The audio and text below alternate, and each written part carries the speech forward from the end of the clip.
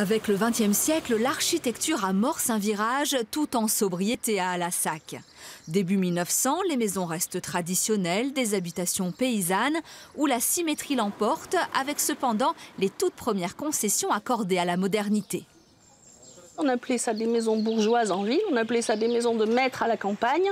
Et ici, l'unique détail qui marque vraiment le début du XXe siècle, ce sont ces encadrements en pierre qui sont un peu saillants par rapport au plan général du mur. C'est un détail, mais c'est un signe qui ne trompe pas.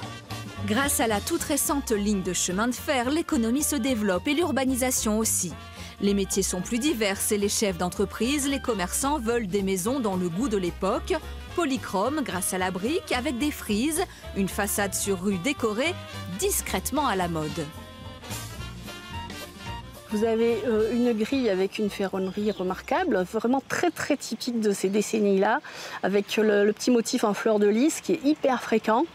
Le petit jardin du devant qui est un jardin de réception et d'ornementation.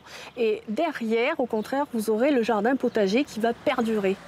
Les bâtiments publics suivent eux aussi la tendance art déco, en schiste ardoisier, en calcaire pour les différences de couleurs, mais solennelle et symétrique, une manière d'asseoir le pouvoir.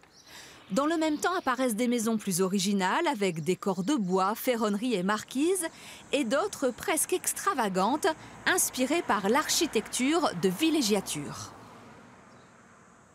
On a le phénomène de maisons très fantaisistes, avec la balustrade, la terrasse, le porche, la loggia, la baie cintrée. Vous voyez les toitures très complexes. C'est la maison des rêves de quelqu'un.